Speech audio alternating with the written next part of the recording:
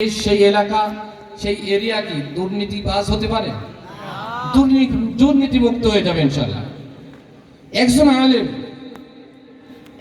আলেম একজন হাফেজ কোরআন মুফতি মুহাদ্দিস এদের মধ্যে আর কিছু না থাক, কিন্তু খোদার ভয় আছে। কি আছে?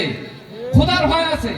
কে ভাই আমার আমাদের সামনে উপস্থিত হয়েছেন আলহাজ মাওলানা ইমদাদুল্লাহ সাহেব, এমপি পদপ্রার্থী, পীর সাহেব চরমনাই কর্তৃক মনোনীত নির্বাচিত, গুরুদাসপুর বড়াইগ্রাম নাটোর 4 আসনে উনি এমপি প্রার্থী। আপনারা তার জন্য দোয়া করবেন। আমি তার সংক্ষিপ্ত পরিচিতির জন্য সংক্ষিপ্তভাবে 2-3 মিনিটে কথা বলে শেষ করার জন্য অনুরোধ করছি। এর মধ্যে প্রধান বক্তাকে নিয়ে আসার জন্য বিশেষভাবে অনুরোধ করছি।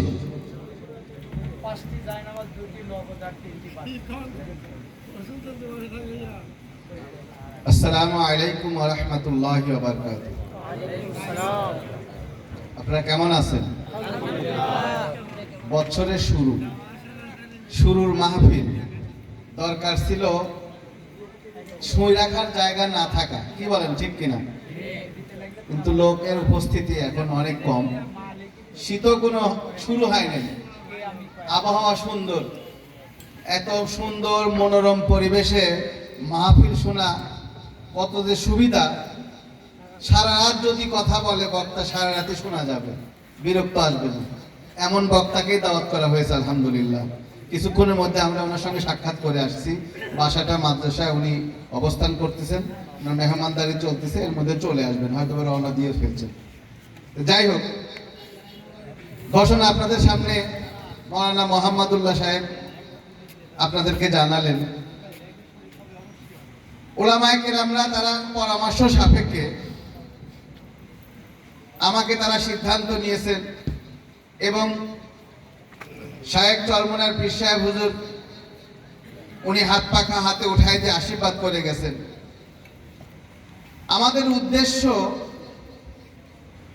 মানুষ তাদের হক, একটা দেশের যত জাতীয় মানুষই থাকুক, যে ধর্মের মানুষই থাকুক না কেন, তারা দেশের নাগরিক, তাদের একটা হক আছে। কি বলেন, ঠিক কিনা? আছে কিনা? নাই? আছে।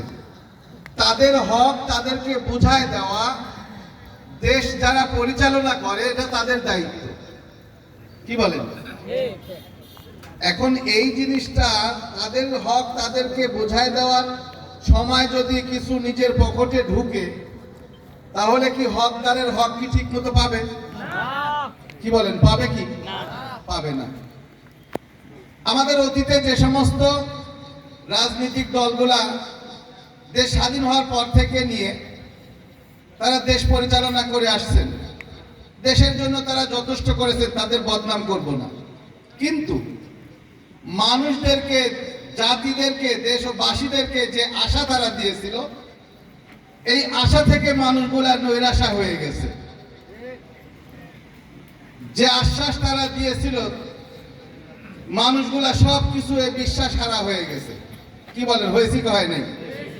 এখন উলামায়ে কেরাম এই চিন্তা ভাবনা নিয়ে কেন মাঠে নামলেন? উলামায়ে কেরাম কোনো এটার চিন্তা তাদের মাথার মধ্যে ছিল না কখনো, যে আমরা রাজনীতি করব, দেশে নামবো, ভোট করব, উলামায়ে কেরাম মানুষের কাছ থেকে ভোট চাবে। এইটা উলামায়ে কেরামের কোনো চিন্তাধারা মাথার মধ্যে ছিল না। কিন্তু এখন কেন? এখন আপনারা ফেসবুক খুললেই দেখতে পাচ্ছেন সারা বাংলাদেশে ইসলামের একটা গণজোয়ার শুরু হয়ে গেছে। ইসলামের জন্য মানুষ প্রত্যেকের দিলের মধ্যে একটা ঘরপড়ি শুরু হয়ে গেছে। স্বাধীনতার পর থেকে নিয়ে এ পর্যন্ত যারাই দেশ পরিচালনা করছে, তাদের স্বভাব চরিত্র, তাদের আদর্শ, তাদের নীতি সব কিছু আমাদের সামনে স্পষ্ট। যার কারণে এখন মানুষ বাধ্য হয়ে গেছে, সবাই ইসলামী দল চায়। ইসলামী দল সবাই এখন চাচ্ছে যে এবার উলামায়ে কেরামদেরকে আমরা একটু দেখি, আমরাও আপনাদের সামনে পরীক্ষা দিতে যাচ্ছি। আমরা পরীক্ষার্থী, আপনারা পরীক্ষা নিবেন। আমরা তো অতীতে কখনো পরীক্ষা দিই নাই, আপনারাও আমাদেরকে পরীক্ষা নেন নাই। আমরা এখন পরীক্ষা দিতে ইচ্ছুক। কি বলেন? আপনারা পরীক্ষা নিতে ইচ্ছা করছেন কিনা? ইচ্ছুক আছেন কিনা? যদি ইচ্ছুক থেকে থাকেন, প্রত্যেকেরই দায়িত্ব, ভোট আপনার আমানত। আমানতের জিনিস খেয়ানত করা জায়েজ নাই, কথাটা খেয়াল করবেন। ভোট আপনার আমানত। মাইকের আওয়াজ যেখানে যাচ্ছে, যেই শুনতে পাচ্ছেন, মা বোনেরা সহ প্রত্যেককেই বলতেছি, ভোট আপনার আমানত। আপনার আমানত, আপনাকে খেয়ানত করার অধিকার দেওয়া হয় নাই। আপনার আমানতকে আপনি এমন জায়গায় দিলেন যে জায়গায় আপনার আমানত নিয়ে বিভিন্ন ধরনের গুনাহের কাজে লিপ্ত হলো, ওই গুনাহের ভাগীদার আপনি হয়ে যাবেন। নিঃসন্দেহের মধ্যে শরীয়তের মাসালা যে কেউ যদি কোনো ভালো কাজে সহযোগিতা করে, তাহলে ভালো কাজের একটা সোয়াবের অংশ সে পাবে। পক্ষান্তরে কেউ যদি একটা খারাপ কাজ করে, তাহলে সে ওই খারাপ কাজের প্রতিদান, সে খারাপ কাজের একটা সহযোগিতা করার কারণে খারাপ কাজের একটা অংশ গুনাহের ভাগী সে হবে। আল্লাহ পাক রব্বুল আলামিন কিয়ামতের ময়দানে আমান ইয়ামাল মিসকালা যাররাতিন খায়রান ইয়ারা ওয়া মান ইয়ামাল মিসকালা যাররাতিন শাররান ইয়ারা, আপনার আমলের মধ্য থেকে একেবারে পরিমাণ পর্যন্ত সওয়াবের যদি কাজ থেকে থাকে, আল্লাহ পাক রব্বুল আলামিন আপনাকে কিয়ামতের ময়দানের জাযা দিবেন। ঠিক পক্ষান্তরে যদি একেবারে ছোট থেকে ছোট, চোখে দেখাও না যায় এমন গুনাহ যদি আপনার দ্বারা হয়ে থাকে, এর শাস্তি আপনাকে পেতে হবে। অতএব এবার সুযোগ এসেছে, আপনার আমানত যেন নির্দিষ্ট জায়গায় যায়, নির্দিষ্ট বাক্সে যায়। আপনারা অতীতে অনেকেই চিন্তা করেছেন যে ইসলামী বাক্স থাকলে আমরা হয়তো ইসলামী বাক্সে একটা ভোট দিতাম। এই সুযোগ অতীতে ছিল না। এই বছর ইনশাআল্লাহ আপনারা এই সুযোগ পাবেন। আপনাদের জন্য ইসলামী বাক্স থাকবে।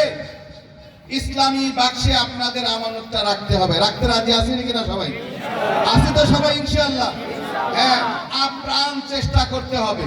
প্রত্যেকেই নিজের জায়গা থেকে তাআবানু আলাল বিররি ওয়াত তাকওয়া ওয়ালা তাআবানু আলাল ইসমি ওয়াল উদওয়ান, নেক কাজের জন্য প্রত্যেকে উদ্বুদ্ধ করতে হবে, প্রত্যেককে আগ্রহ তৈরি করতে হবে প্রত্যেকের মধ্যে। যে যেখানে যে অঞ্চলে আছেন না কেন, সেইখান থেকেই তাকে চেষ্টা করতে হবে যে প্রত্যেকে যেন ইসলামী বাক্সের মধ্যে ভোটটা দেয়। পারবো তো ইনশাআল্লাহ? আল্লাহ পাক সবাইকে তৌফিক দান করুক। মাহফিলে এসেছি, মাহফিলের যেহেতু একটা মসজিদের উন্নতিকল্পের প্রোগ্রাম, অতএব প্রত্যেকের চিন্তা রাখতে হবে মসজিদের উন্নতি কেমনে হয়। গত বছর আপনারা মনাশা করলেন, স্বতঃস্ফূর্তভাবে দান করেছিলেন, তার নমুনা এখন দেখা যাচ্ছে। এই বছর আপনারা চেষ্টা করেন ইনশাআল্লাহ।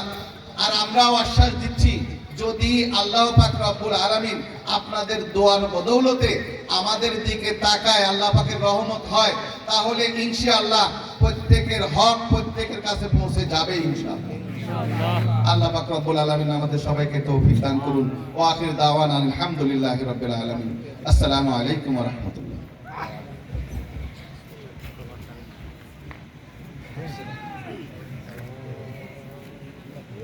আলহামদুলিল্লাহ।